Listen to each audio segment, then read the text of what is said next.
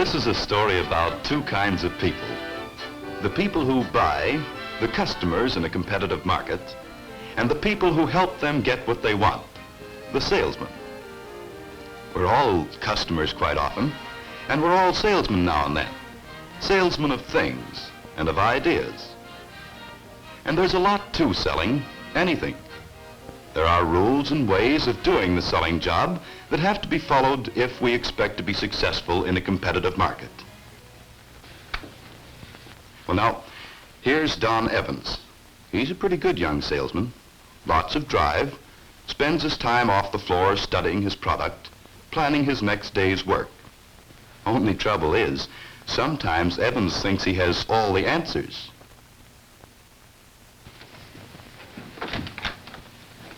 Say, Don. Oh, yes, Mr. Carter. Can you come into my office for a few And minutes? here's Jim Carter, Evans' boss. He doesn't always agree with Evans. Don, my calendar says that you've been with us just 3 months to the day. That's right. Still like it? Oh, yes, sir. I like selling. I like it here. I like the job, too. I just hope the job likes me. Sit down. Well, Don, for a man who's only been with us 3 months, I'd say you were doing all right. But you know, Don, successful selling in this business or any other isn't all just a matter of natural ability or the will to win. It takes a lot of hard work, study, practice, and above all, a thorough understanding of what selling is really all about. You remember, Don, when you first came here, we had several sessions on what selling really is and how to go about it? Uh-huh. I think you caught on fast, too, for a start. But before we go any further, it might be a good idea to see where we're at so far.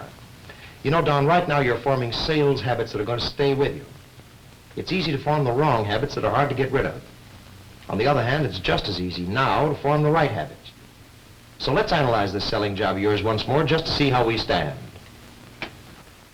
Well, I guess the first thing in selling is to know your product. You sure can't do much selling unless you know what you're talking about. You know, I've been noticing lately how many salesmen really don't know their products. Why, only yesterday, I saw an electric shaver in Johnson's window down the street. And I'd been needing a new one, so I thought I'd go in and find out how this one worked. Well, I don't know just what kind of motor it's got in it, but we sell lots of them. Lots of them. No complaints either. Yeah, sure, I know, but I've had a couple of these things. One of them was okay, but I lost it. The other only ran half the time. So I'd like to know what's what before I buy. Well, we handle a lot of different makes of shavers in this place. Yeah, sure, thanks.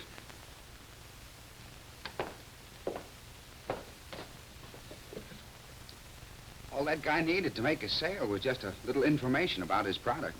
I was all ready to part with $20, but not without knowing what I was buying.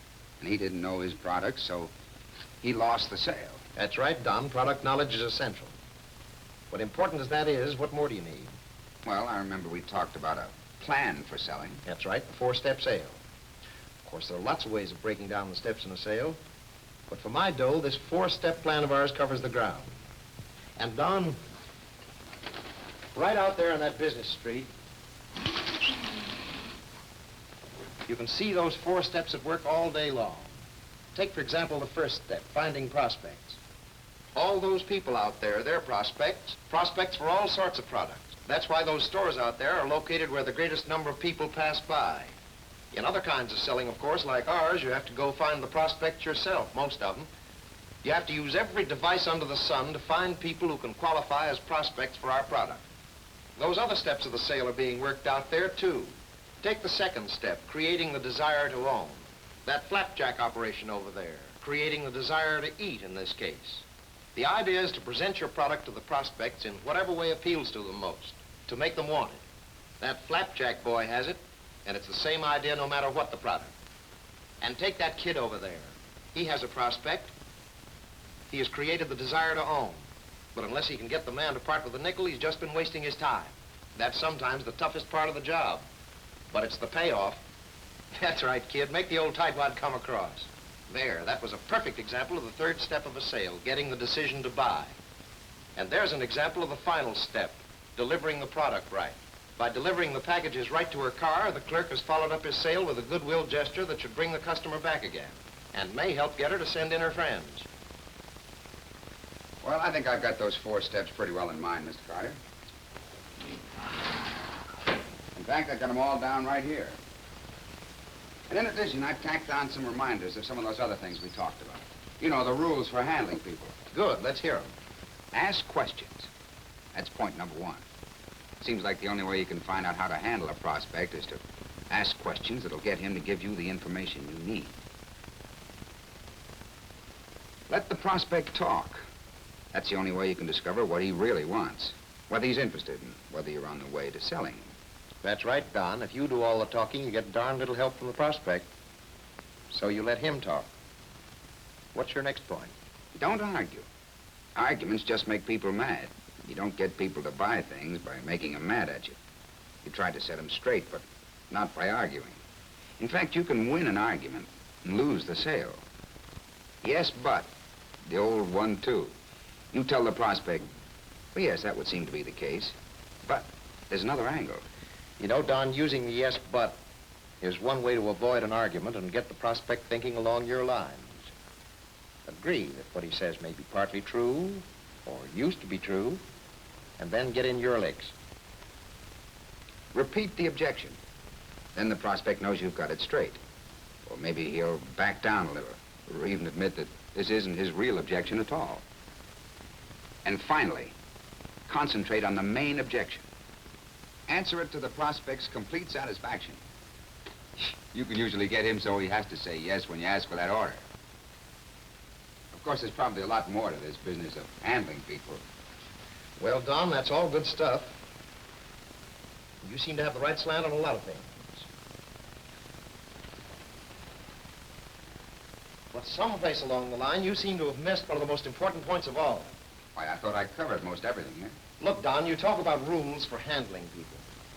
But just what are you trying to accomplish with these people, these prospects? What are you driving at? Well, I guess I'm trying to get them to buy the product. Sure.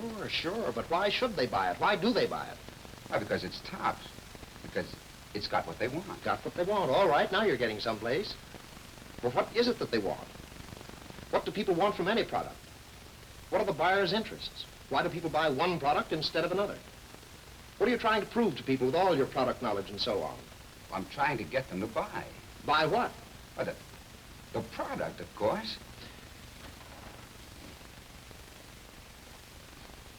Look, Don, you've got a whole mass of sales information stored up there inside your head, but you've forgotten what you're trying to accomplish with it. Think it over. What do people want from any product? What do they want out of life? What are the buyer's interests?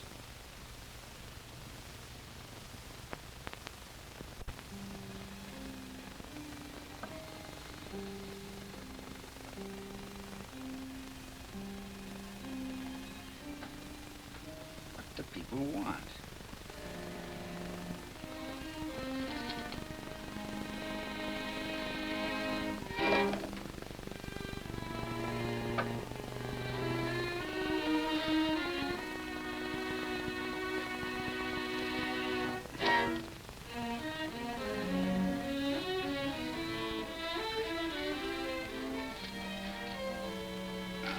Yes.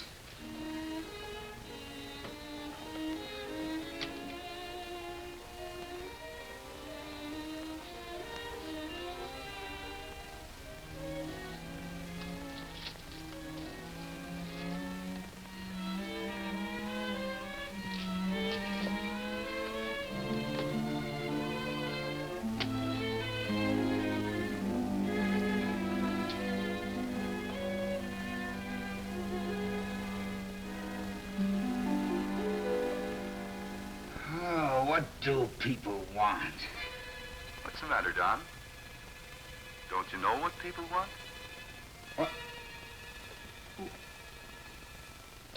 Oh, never mind about where I am. I'm just the guy inside your noggin. The guy who really knows what you know about what people want. What people want? That again. That's right. You know what people want. Take yourself, for example. How do you like to come home to an easy chair? A pleasant, warming fire in the fireplace. Just relax with your slippers.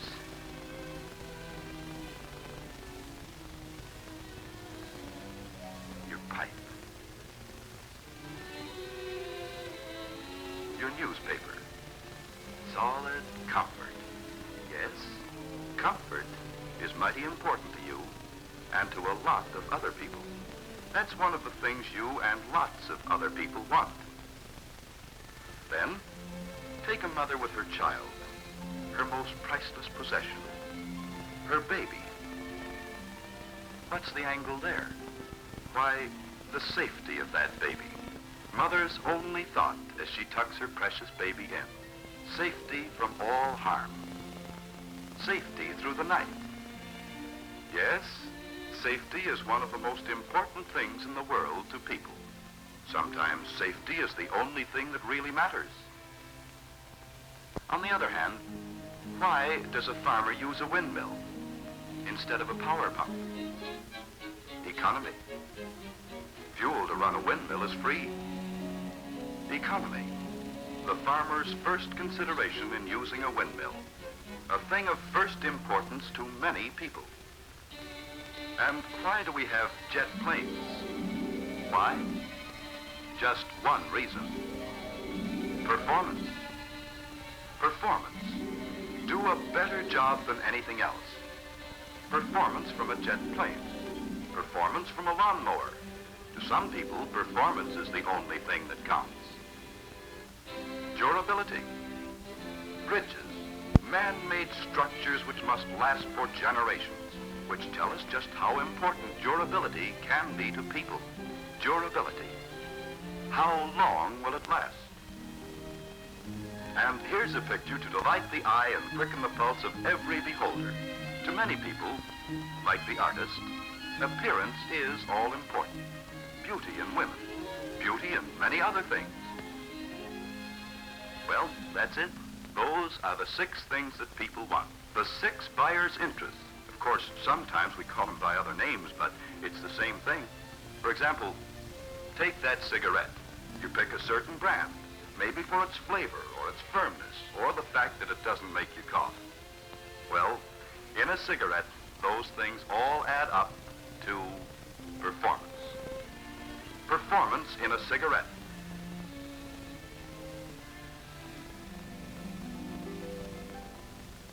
Oh, yeah, that's right. But doggone it, with my product, all I have to do is give a complete demonstration. If I do that, I've answered all 6 of the buyer's interests. Partly answered, Don. Sure, you should always give a complete demonstration. But you've got to do a thorough selling job on the prospect's main interests. For instance, those are certainly good-looking shoes you have on. Why did you buy them? Right, because they're comfortable. I've got to be on my feet an awful lot in this job, you know. Exactly.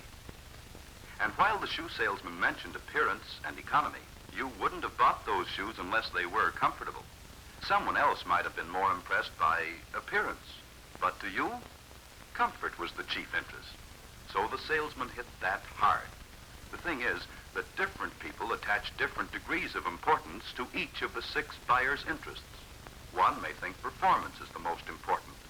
Another, economy, or safety, or comfort. I get it.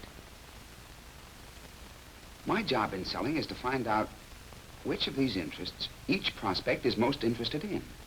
And then to show that my product is the answer. Absolutely. Product knowledge.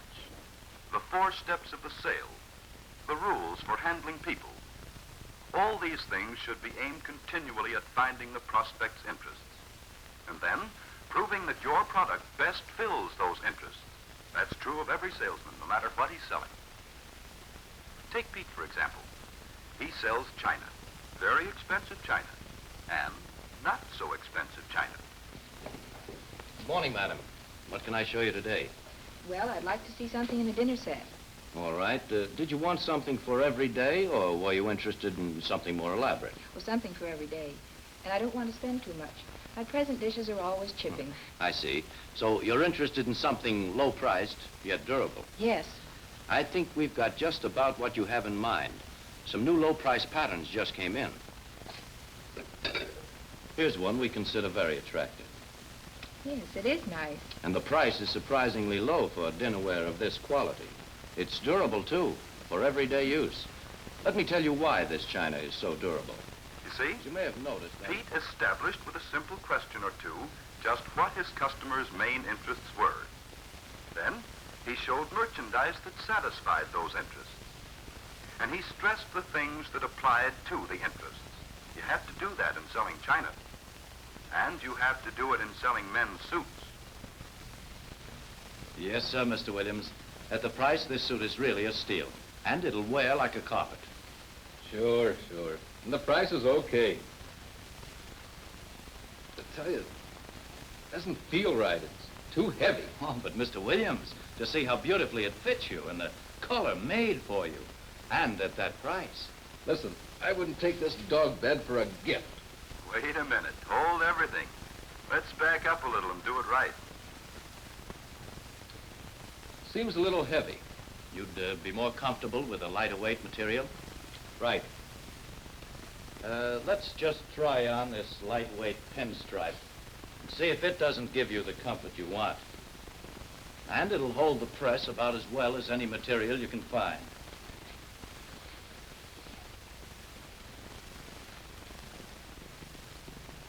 Well, this is better. Yes, that was better. When a prospect gives you a hint as to what his interests are, stay on the beam. Prove his interests. If he wants comfort, sell him comfort, not price or appearance. A good salesman keeps that constantly in mind in selling clothing, and it's the same thing with radio. It's real furniture construction, as you can see. The wood is about the finest we've seen in any radio cabinet.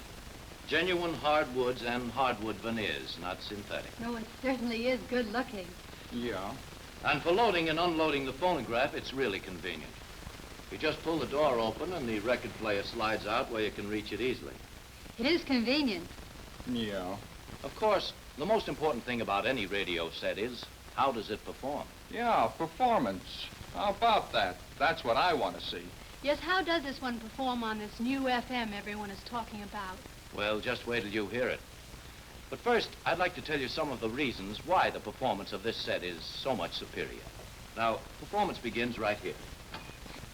Well, there are lots of ways of doing it, but you have to find out which of the 6 interests your prospects are most interested in. Then, you have to demonstrate your product in terms of that interest. Well, Don, that's the story. Actually, you really knew those things all along. You just have to remember them all the time, at every step of the sale. Remember what people want. That's what Carter was talking about. The things people want. 6 buyers' interests. Comfort, safety, economy, durability, performance, and appearance. Yes, sir, that's it. That's the answer to what people want.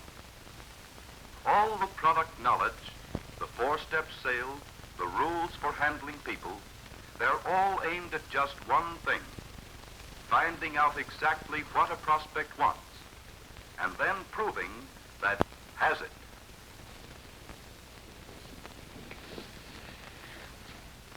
You see, I knew it all the time.